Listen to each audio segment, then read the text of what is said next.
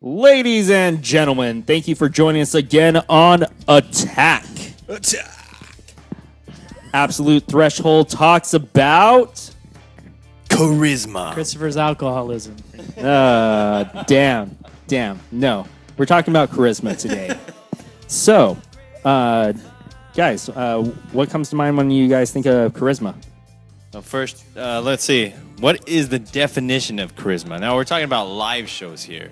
When you're up on stage, what do you do to get the people in? Charisma, definition, compelling attractiveness or charm that can inspire devotion in others, which is exactly what you want to do when you're on that stage. Absolutely. Yeah, so we can Absolutely just ignore the compelling attraction based off of my looks. So we can just skip over that because that's kind of a given, right? This is true. True. Yeah. If you were at the show, I forgot. Which one was it? It was Project Independent. Project Independent. They actually filmed it. Right, Ramon, please edit that clip in there. Yeah, we need to see Jimmy giving that sexy look. What did the camera guy actually told us afterwards? What did he tell He you? told me, he's like, dude, you made that so awkward. Which means he did it right. He gave it the O face. It's very important, though, your live show. You know, you want people to be up and get into it and know and see everything you're doing and see all the sweat and the blood you put into it.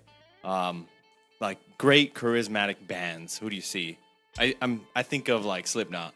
I was just gonna say Slipknot, exactly. Fucking up there on stage, owning it, and just each member of that band has like their individuality of who they are, and they really play. Say to their duality? parts. You said duality. Yeah. And he has a fucking broken neck right now, and he's on stage still doing the exact same fucking show as he was doing without a broken neck. He's just like, fuck it, I'm gonna be playing a show for thousands upon thousands of people. Why the fuck shouldn't I go up here?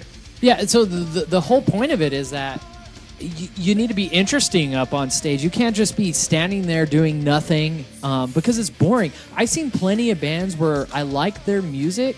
Their music was great, but they were on stage and just standing there and really boring, and I just wasn't getting into it. Then vice versa, I've heard bands where they weren't really that good, but they fucking owned that stage, and they were so fun to watch. So it's really important that you get that aspect of the music and the performance on stage while also just being fucking good. Which is difficult because some of the technicality with playing, like how do you do both? Is it possible? You practice. Exactly.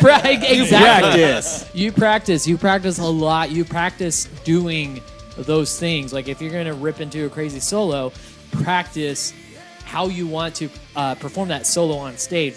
So if you want to be headbanging during it or whatever, like practice doing that while playing it.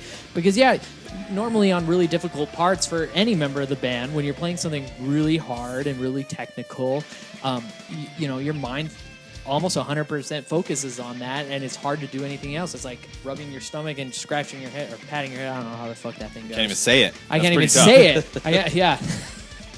So it's totally practice and kind of multitasking. And Gavin, like whenever it comes to like showing your charisma on stage, like for other drummers, like how would you like say, whenever you go up on stage, how would you portray yourself being charismatic, essentially? I mean, when you're keeping rhythm to just my observation, when you're emphasizing things, there'll be points where if it's heavy, like you're dancing more, like you have more of a bounce. And I try to do the stick flip, but I don't want to fuck it up at the same time. I mean, I see some of these drummers, they're so good. Like being able to pull that off, right, in percussion. I'm like, You just yeah, I'll toss pull that one up off. and Like I grab can do one. some of that, but also at the same time, I'd rather you go into like Windows safe mode at the same time, where it's like, don't screw this up. You should Not get worth it. the risk. You should get it, toss it up behind you, and just pick up F9. one in your F9. hand. Exactly. Pretend like you catch it. Right. But yeah, you know, and then it's just depending on like where it's set up. Like, you know, you keep the stick in the air when you know like you're in that part of the song where, like an example, like in Helpless. Yeah. Right, where you're just jamming, you hold that stick high so everyone knows he's about to slam down. It's all choreographed. Yeah, absolutely. And like, So- and then also like another thing is like to be charismatic on stage, you have to portray to the people that you're playing to that you're not nervous. And like, we all know from experience that going on the stage, like the first like few shows, it's going to be nerve wracking. You're going up on stage, you're just like, oh man, we're about to play for a ton of people, even though it's like 5 or 6 people. Don't eat. That is a ton Don't of eat people before a compared to show. what you have played prior to those first few shows. Absolutely. And like even on top Absolutely of that, like threshold. you need to go in, be confident. You guys have been practicing for like you've been practicing for months on end at this point in time. You know what you need to play, when to play it, how to act on stage essentially if you've been practicing that. But really when it comes to charisma, whenever you're actually on the stage to portray it to your audience, you need to get them involved. And that's typically where a singer comes in, and they're the ones who are getting the people involved with their charisma. Yeah, absolutely. I would say the most important person to be charismatic is the singer. Absolutely. Absolutely threshold. Well, who do you guys idolize as that plays your instrument in any band that has that charisma? That's a Not good all question. at once. Or name a band that has a lot of charisma that is good to watch, to practice, to see how they do it, and just be like, I gotta fucking do that. You know, for me, even though it's like a little bit out of the genre for like what we play, I actually really dig like the way that Rage Against the Machine plays, like as a unit. Sure. Because like if you go and watch some of their live videos, they're like together to the point that it's like, whoa. The bassist is going out of control. The lead guitarist, like Tom Morello, he's just like shredding over there, and like he'll rock the fuck out so that way you're getting involved. And the lead singer, he's just all over the stage. It's just like a really cool experience whenever you're watching them play. The best video I've seen of them is like whenever they played at the Olympic Arena over there in Cali. And Like the Battle of Los Angeles. yeah, era? Battle of Los Sure. Angeles era.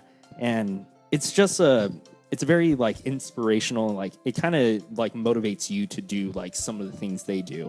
And I think that's what like we all like most musicians, they try to portray like what they've seen, and what they've seen has been pretty cool. Sure.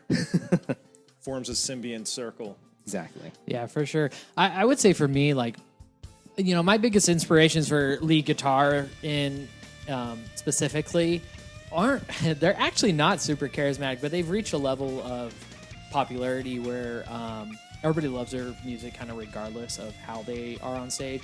So Sinister Gates from Avenged Sevenfold is my biggest inspiration for music, and he actually doesn't do a whole lot on stage. He just kind of stands there and fucking he's just so awesome and really like regal, and Yeah, see, that's still like there's kind of an a type that he ominous uses. feeling to him. Yeah. So I guess there is a sort of sense of charisma that he does use. Claudio Sanchez from Cody and Cambria is another one of my biggest inspirations. And that guy, he actually does do a whole lot. I mean, first of all, he's known for his fucking huge ass hair. But he does shit like, you know, playing the guitar behind his head, Yeah. and doing all types of shit like that. But if I had to pick a guitarist that, you know, that I don't necessarily idolize, but I so respect for how he is on stage. Chris. This guy right here. When he deep throats the microphone and turns about 40 years older than he actually is. But actually I don't know if he's a lead guitarist or not, but one of the guitar players to Killswitch Engage, he fucking comes on. He's just a goofy ass motherfucker, and he comes on stage and he wears his cape, or he's got Yeah. like a sex doll on, like attached to him or something, and he's just fucking hilarious on stage, and it's just so fun to watch that band because of him. He's just so fucking funny. Their cover video for Holy Diver. Their cover man, videos that are thing is hilarious. awesome. He's the guy that's the princess. Yeah. He's the princess in that music video. He's just a hilarious guy, and he makes it really fun to watch those guys on top of their fucking kick-ass music. I think it's funny that what he does, the way he dresses on stage. If it were like a local band, I feel like he'd look like a douche. Absolutely. You'd be like, oh, who the hell is Yeah. this guy? Oh, absolutely. Well, look- You have to reach a certain status before you start acting weird. Right? You can't just act weird from the get-go. Right, Screw your charisma that. level has to hit a certain point where it's like, oh, this is acceptable. This is perfect. Yeah. But drummer wise, I'd have to say Lars Ulrich. Definitely Lars Ulrich, because he'll stand up and pound the drums. So wait, are you The saying tennis you player. like Lars Fuck yeah, he's Ulrich? like one of my biggest influences. When people are like, "Oh, Lars is a shitty drummer," it's like, shut up, troll. He's jealous. No, absolutely. You know, people would appreciate things more than like they try to take things down because they're jealous. It's like, dude, just appreciate it. Yeah, Take it as it's true. inspiration. But the Lars, Joey Jordanson. Yeah, but He's what badass. was the name of that band that we saw where the fucking drummer was bleeding because he was punching his cymbals? Oh, that was Viviside. Yeah, it was Viviside. Whenever we went and saw their show, whenever Rocky Point Cantina was still a venue in Tempe, me and Gavin went and watched a show over there. And Viviside, they came on one of their songs. I can't remember the name of it, but all of a sudden, like in the middle of the breakdown, the drummer gets up, hits the snare, It was kick, awesome. punches a cymbal each time, like full force. And after the show, his entire hand was fully bleeding. Oh yeah, it's Dylan Troxel. Every time I run into him, like in shows, I'm like, "Yo, cymbal puncher." He's like, "I haven't done that in years." I'm like, you are cymbal puncher. He's still bleeding from it. right. Yeah, exactly. A little woozy. Yeah. But no, it's definitely an interesting thing to see, like the charisma of different bands, like the way that they portray it. Like, Sure. And Matt, like, what are some singers that you can think of that portray it, like to the extent that have actually influenced you?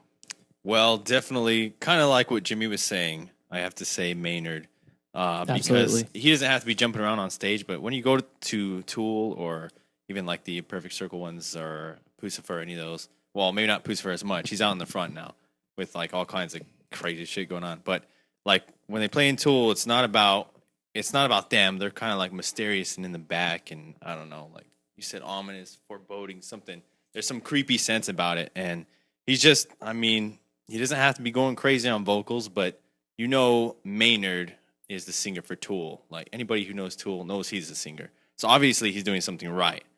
But it's that character that he creates of the lead singer of whatever band he'd be in that he decides to. But I mean, Claudio's awesome. He plays guitar, but I like the way he gets into it. You know, he's playing. He's got an extraordinary voice, and he just has this character about him. Yeah. The one who gets into it the most that I really like is I forget his name. Rammstein, though. Those yeah. guys are just crazy, Nice. man. Their on stage presence, everything that goes on is just ridiculous, over the line sometimes. But I mean, people know them for that now. Like that's just part of them. So if they don't do that at a show, you know they're old. But Oh yeah, and I actually think like discussing Maynard and discussing Claudio Sanchez in the realm of charisma is like very important because so Maynard, that character that he plays, comes so naturally to him that I kind of think that's actually kind of how he is. That's who he is. And Claudio, exactly. And then Claudio is one of the most introverted people you'll ever see. If you ever watch an interview of Cody and Cambria, and he's fumbling and he's really nervous and he's really scared to talk to people. But that shows exactly how important it is to be charismatic and interesting while you're on stage. Him being as introverted as he is, he still gets up on stage and plays the character and entertains people because he knows that that's important. yeah, And and Maynard is such a perfect example of this type of person. Just because anytime someone talks to you like, "Oh, that lead singer to Tool is weird," all you have to say is, "That's Maynard. it's Maynard. Yeah, That's him. fucking who he is. Exactly. That's him. he wears because he's pink- Maynard. He wears The pink long pink johns. pajamas or long johns, and he's just staring into the camera. It was during Ramon, sober. put a clip right here. Watched that video so many times. He's so creepy. It's awesome though. Like you're like, is he on Absolutely. drugs? Is that normally like you can't decide because it could be either one. Honestly, Oh, exactly. And going back to how not important. that I'm condoning drugs. All right, that's Don't not do what drugs like this guy. Do music. I want. Dude. Do you see him? Don't do that. But when I was, young and first getting into rock and metal, the first band that I really got into metal was System of a Down. And Oh one of the main reasons was as a young kid and not really understanding, the subliminal messages they have and the political statements that they do. I just thought that they were fucking hilarious. Those guys were just funny. They're goofy.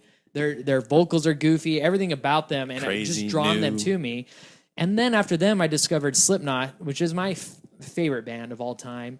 And the only reason I ever picked up their music was because I saw a picture of them and all these guys wearing their terrifying masks. And I was like, I just got to hear what these guys sound like. What do they sound like? So without ever knowing who they are or hearing their music, I decided to pick up their music just because of who they portray themselves as. Absolutely. And it's true. And like with that as well, like they had the mask for Slipknot. I know a lot of death metal bands, what they'll do is they'll actually wear like the goth or like corpse paint. The corpse paint. Yep. Yeah, they'll wear the corpse paint because that exemplifies that genre of music. And it just brings that character so that way when you're at the show, you know that guy's ready to fucking throw down. Yeah.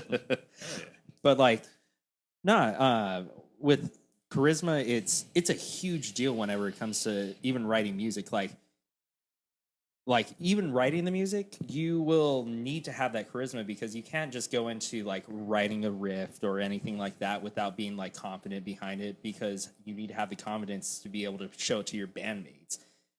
I know that like with these guys, I can just show up to practice, be like, hey, I have a new riff, let's fucking do it.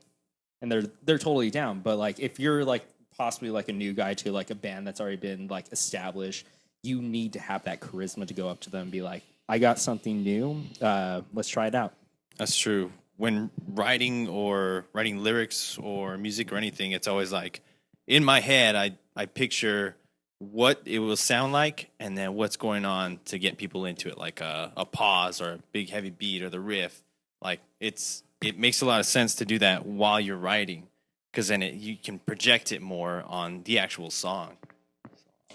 Yeah, exactly. So kind of like to more elaborate on what you're saying, like if we've written a part and it's a huge breakdown, it really helps for the audience to see our physical cues of what's about to happen.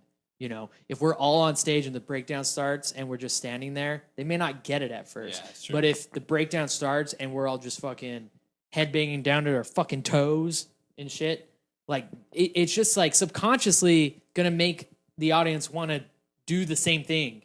Like in Acromion, like right before we go into the the fast paced part where Jimmy's doing like a little lead in, and then I come in with like a giant O, and then all of a sudden we're all boom. Yeah. You feel it. Yeah. And not to say that our audience is all, just a bunch of sheep following the shepherd, but we're all just a bunch of sheep, aren't we?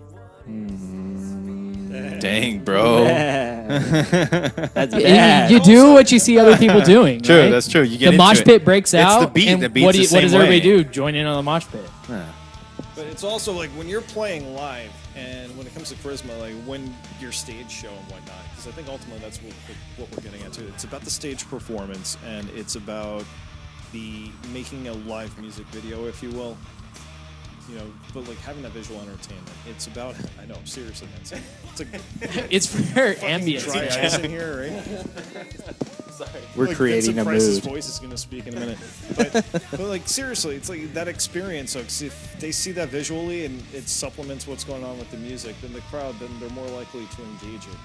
If you just have a bunch of dudes standing, just whatever, playing, like they're shredding, they can be amazing. But if there's no spirit to it, like I've seen bands so fucking good, like so technical and very impressive on the music level, but they have no spirit in it. They have no. It takes away from the live show. And this day and age, you got to have the live show. We're in the MP3 era. We're in the internet era. Like, you're not gonna upload your MP3s or whatever your music onto the internet and get famous from that. If you're not out there like participating in your scene, if you're not playing your part out every show, you're not gonna progress. Absolutely. Emotions are one of the most contagious things in the human life. Like if you see somebody that's really happy and real lucky, it might lift your spirits a bit.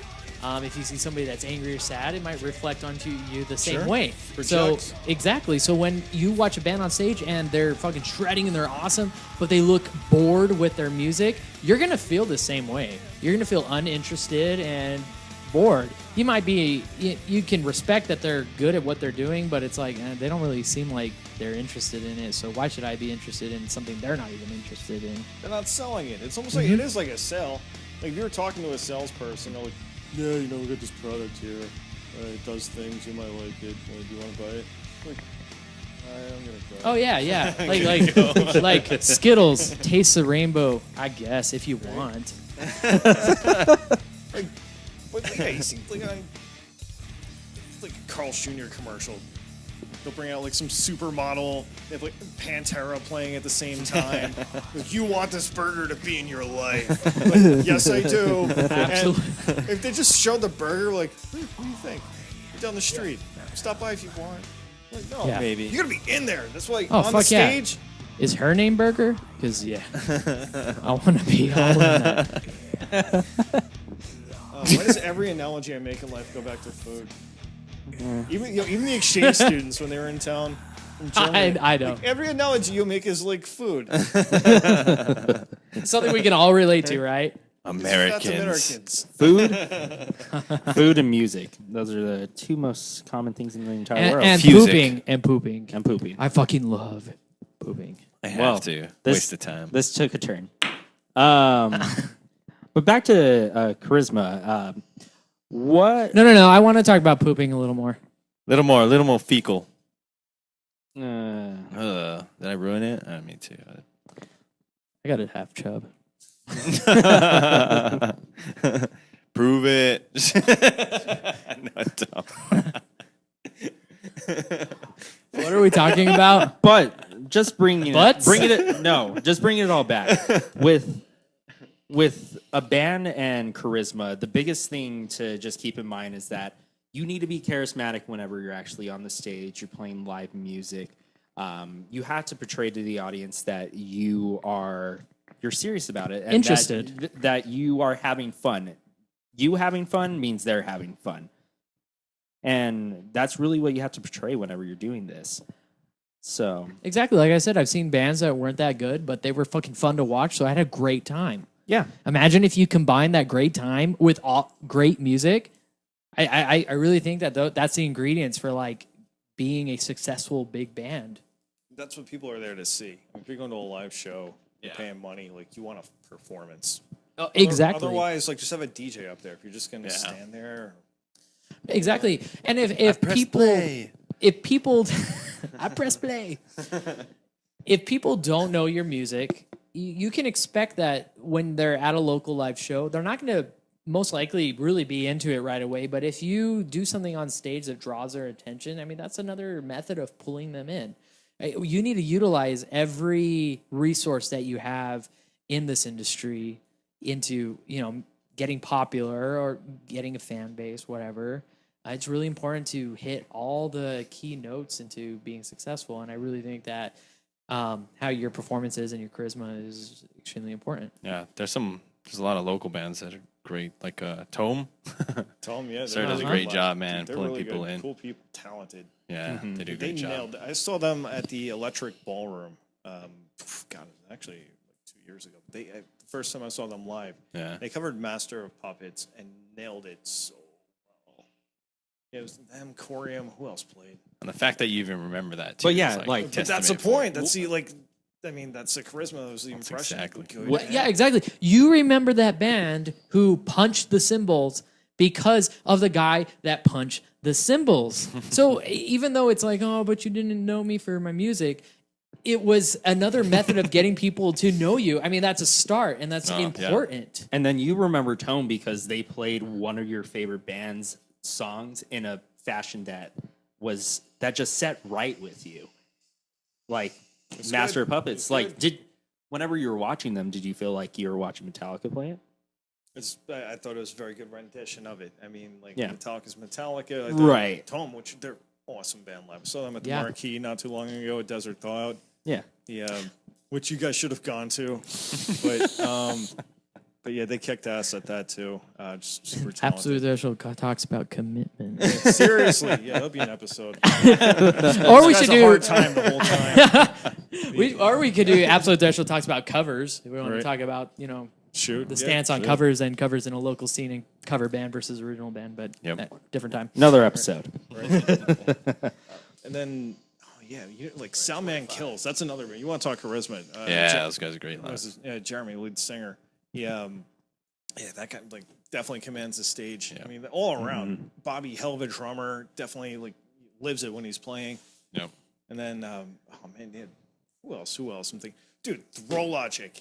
Throw Logic. You want to talk about charisma on stage? Ricky Elam, Elam. I never heard him say his last name out loud, so who knows? But badass. Yeah. Badass. They were great live They're too. great live. To get into He it. controls They're all that bad. fucking stage. Yeah, he does. Oh yeah, job. I remember last time we saw them. I forget what show we played with them. It was over at Joe's. It was at Joe's Grotto, but February. yeah. Clash of the Titans. It was that Clash Yep. of the Giants show. And I remember watching them, and like the lead singer would like he was really he took control of that stage, and sometimes he would look at somebody and fucking look pissed like at the drummer or guitar player, and I was immediately like, oh shit, like I gotta watch it and see how this fucking plays out. Whether or not you were pissed or not, if you're watching this, I don't know, but it was fucking awesome. Yeah. Like and subscribe. Memorable. Let us know too what bands you guys think are more charismatic, local, big bands. We don't care. Give us some comments here. Let us know. We want to hear from you too. And Gavin, like, what's coming up in the forecast this weekend for What's some on the shows? agenda? And I he's know- pulling up the Facebook. Are we playing a show? We need to book shows. We do. We've kind of been in a We need to stop hiatus period. podcasting and do music. I know, right? No getting hurt. No more. Yeah, Everybody wraps themselves in bubble. as you guys saw from last week, Gavin's foot was broken from a terrible mosh pit accident. As we talked there about it it. is. Yep, Mosh pit, yes, indeed. yep. So, but he's definitely back. He's here with us tonight, and I believe he's gonna try to give us some forecast for what's coming up this weekend. Your metal forecast. Yes, that's what you just asked him to do. I did. But in the meantime, buy me some time, guys, while I switch my data because T-Mobile Sprint, they're like, oh, you're 3 gigs over. $45. I don't know what to say. The new iPhone 7 is retarded. I can't believe all the what's the deal decisions with they're that? making on it, taking out the headphone jack. Like, what the fuck? The market industry is not wanting, is not demanding for wireless headphones. So you taking out the headphone jack, like, fuck you. Like, Yeah. I don't understand. And charging $170 extra to get a pair of headphones with your iPhone. It makes no Fuck off. sense. Fuck off. Samsung, baby. Right, Yeah. no, that's Fuck off. That's racketeering. Okay, Is that enough time? But I know. Oh damn it! Because I know, like, by the time this gets edited and launched, but the Metal on Mill at Shady Park, which damn it, we really should have played that show, but I didn't know if I was going to be in town, and then Or injured. I didn't know I had my stupid ankle, foot. everything. But anyway, that's a cool show. Whether or not this broadcasts in time, just shout out to Solus, Bleed the Fifth, and Talk to Sheep. That's cool that like they're having more metal music in the Tempe area, like specifically on Mill Avenue. Go scare those college kids. Yeah. Yeah. What else is going on? They have Desert Plains. They have their 4-year anniversary. So Desert Plains, if you don't know, that's a Judas Priest cover band. Lee Reichenbacher, he used to be the drummer for Death Grip. That's his band. So badass drummer too. That guy definitely throws down. And then let's see, what else do we have here on the agenda? Yeah, coming up, just really by the time this airs, let's see. There's lots of shows that are going to be coming up. The best way to keep caught up is if you actually like on Soundphoria on Facebook. There's always posts about brand new shows that are going to be coming out every single week. The metal community as well as the rock community always are on that site posting their shows. They're wanting people to see from Soundphoria these new shows that are going to be coming through, and this happens to be coming through our drummer Gavin. This guy's good. I love this guy. Also, Beauty in the Suffering and Two in the Chest, they're actually playing over at Club Tazek over in Mesa coming up. You should check out the Dust Bowl Metal Show. If you haven't checked that Dust out, Bowl Rich Metal Show. Ornelas, he runs that. He does a lot for the music scene. Absolutely. He's got his the Dust Bowl Metal Festival that's coming up over at Pranksters too in Scottsdale. So I believe that's like November 11th, 4th, something like that. It's coming up. Check it out. Go to We'll keep you dustbowlmetalshow.com. posted. Shout out to We'll Rich. keep you posted. And we'll also include, you'll see on like the Threshold page and like I run the Soundphoria page just to link up the scene. Long story short, long-winded, but there's flyers there. You can find out where the music is because that's what's important. And go out, participate in your scene. Absolutely. So, guys, I think this is going to be a wrap. Tonight, I think we should, since I don't believe we got a band for this week, we will have a band next week. Yeah. We are working on getting somebody in here. I won't announce it right now, but you guys will find out next week. So this week, we'll Just go. play a video of us JOing. Like, why haven't we done that yet? No. I talk about it Why haven't every we podcast. videotaped it? No, we don't videotape it because I Nobody have knows what plenty that is. VHS copies of our JO sessions. Like, we'll post this on Pornhub and we'll start making money. We ain't Thanks for making money in watching. music. Thanks Let's for make it. listening. No. Somebody's uncomfortable. www.absolutethresholdofficial.com. Thanks for watching. listen to our Support the song Acromion that's Yeah. coming up right now. You know what? Yeah, here's a song from us. Here's a Chromian. It's Have about the fun. zombie apocalypse, first person perspective. Later. Later. What was that just now? I do